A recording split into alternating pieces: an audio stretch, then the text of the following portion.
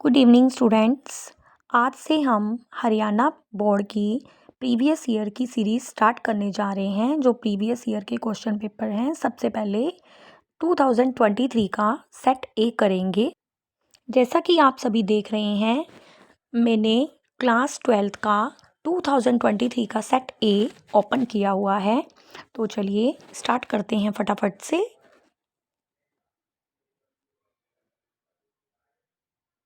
Here is question number 1, that is, at a given place the horizontal and vertical components of earth are equal. The angle of dip at that place will be. बच्चों इसका answer आएगा option number B, that is 45 degree. क्यों आएगा? Because we know the relation tangent delta is equal to v by h. When v is equal to h, then tangent delta will be 1 and delta will be 45 degree. Very simple. Now we move towards question 2. Question 2 is, two atoms have the same atomic number but different atomic mass. They will be. This is very easy question and its answer will be option number A, that is isotopes. क्योंकि isotopes वो होते हैं जिनका atomic number same होता है but mass number different होता है। Next question है क्वेश्चन नंबर 3, जो कि है the stopping potential for photo electrons depends upon.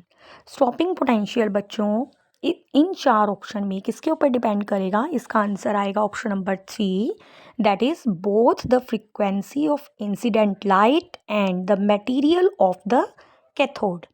Now we move towards question number 4, that is, in intrinsic semiconductor at room temperature the number of electrons and holes are.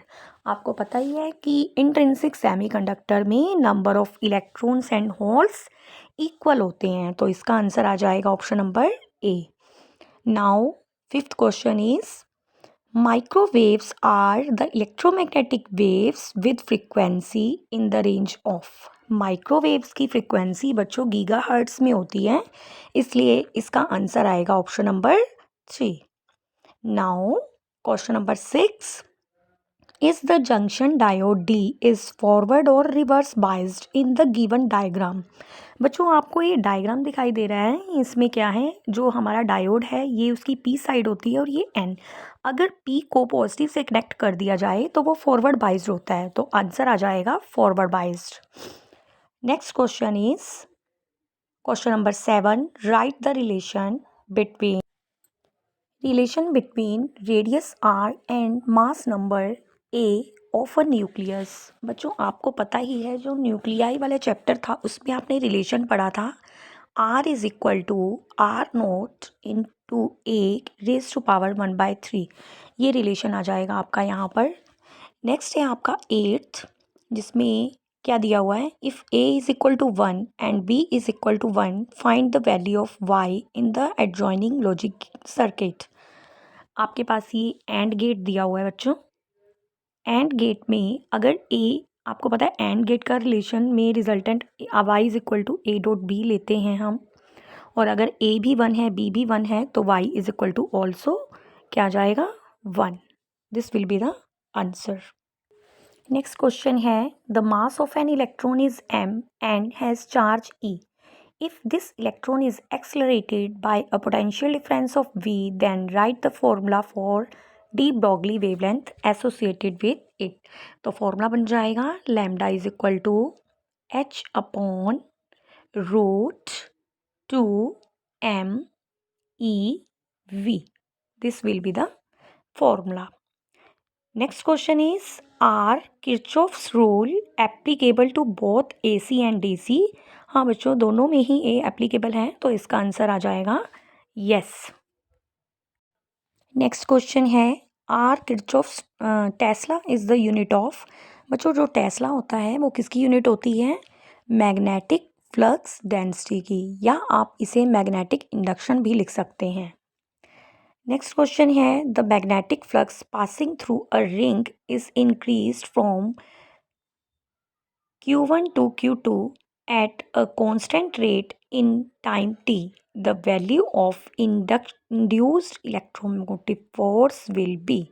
या वैसे इसमें आपको बच्चों दिया हुआ है Q1 Q2, बट ये phi1 phi2 होना चाहिए because this is Faraday's second law. तो इसके अकॉर्डिंग जो आपका आंसर हो जाएगा E is equal to electromotive force phi2 minus phi1 divided by T। ये आपने अपने चैप्टर में पढ़ा ही हुआ है। चलिए हम नेक्स्ट क्वेश्चन पर चलते हैं। Next is electrostatic force between 2 point charges in vacuum is F। If charge are kept at the same distance in water then the force between them will be। बच्चों आपने एक रिलेशन पढ़ा होगा F dash की अगर water में निकालना है तो वो फोर्स किसके इक्वल होता है F बाई K। तो K की वैल्यू आपको 80 दी हुई है तो आंसर आ जाएगा आपका F dash is equal to F by 80। This will be your result.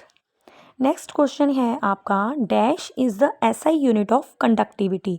जो कंडक्टिविटी होती है उसकी SI यूनिट होती है सीमेंस पर मीटर। ठीक है, इसे पूरा भी लिख सकते हैं आप। स्पेलिंग होती है इसकी SIEMENS, सीमेंस पर मीटर। लास्ट क्वेश्चन है जो आपका शॉर्ट में the velocity of electromagnetic waves in free space can be given by the relation. जो वेलोसिटी होती है आपकी इलेक्ट्रोमैग्नेटिक वेव्स की उसका रिलेशन होता है C is equal to 1 by square root mu nought into epsilon nought. ठीक है, this will be your result.